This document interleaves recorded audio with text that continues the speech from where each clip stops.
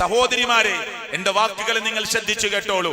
ഈ ഭൂമിയുടെ പളപളപ്പ് കണ്ട് ആധുനിക ലോകത്തെ യുവാക്കളും യുവതികളുമൊക്കെ ഇന്നത്തെ സീരിയൽ നടിമാരുടെയും നടന്മാരുടെയും സിനിമാ നടന്മാരുടെയും നടിമാരുടെയും ഒക്കെ അവരെ പിൻപറ്റിക്കൊണ്ട് അവരെ റോൾ മോഡലായി സ്വീകരിച്ച് അവരോടൊപ്പം മത്സരിച്ചോടുന്ന പെൺകുട്ടികളുടെ ചുരിദാറിന്റെ പാന്റ് കയറുന്നു, കാലിലൊരു നൂല് വരുന്നു, കയ്യിലൊരു നൂല് കെട്ടുന്നു.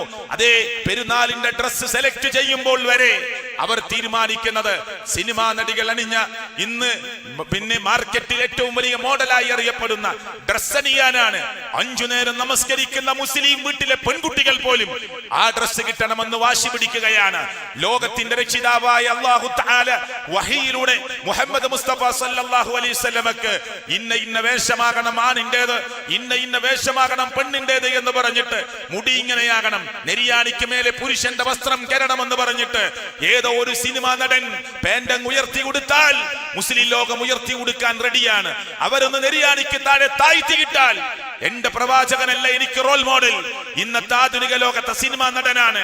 അതേ ചുറുചുറുക്കിൽ അഭിനയിച്ച, സ്ക്രീനിൽ അഭിനയിച്ച് കാണിക്കുന്ന, യാഥാർത്ഥ്യങ്ങളെ മറച്ചു വെക്കുന്ന, റിയൽ ലൈഫിനെ മാറ്റിവെച്ച് അഭിനയങ്ങളെ ലോകത്തിന്റെ മുമ്പിൽ കൊണ്ടുവരുന്നവരാണ് എന്റെ റോൾ മോഡലായി സ്വീകരിക്കുന്നത്. എന്റെ വേഷവും എന്റെ നടത്തവും തീരുമാനിക്കുന്നത് അള്ളാഹുവിന്റെ ഖുർആനും തിരുസുന്നത്തുമല്ല. എന്റെ ഭക്ഷണം തീരുമാനിക്കുന്നത് അള്ളാഹു പറഞ്ഞ ഹലാലായ ഭക്ഷണം, അള്ളാഹ് നിരോധിച്ച ഹറാമിന്റെ ഭക്ഷണം എന്ന അർത്ഥത്തിലല്ല, മറിച്ച് ലോകമെങ്ങോട്ടോടുന്നു അത് തീരുമാനിക്കാനും ജീവിത ശൈലിയാക്കാനും വേണ്ടി വെമ്പൽ കൊള്ളുന്ന പുതിയ തലമുറ.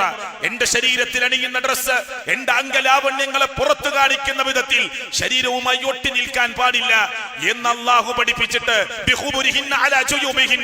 മുഖമക്കനകൾ മാർവിടത്തിലേക്ക് താഴ്ത്തിയിട്ട് നിന്റെ മാർവിടത്തിന് നെഞ്ചിന് ഒരു കർട്ടനാക്കണമെന്ന് പഠിപ്പിച്ചിട്ട് അതൊന്നും അനുസരിക്കാൻ പുതിയ ലോകത്തെ സ്ത്രീകൾക്ക് സമയമില്ല.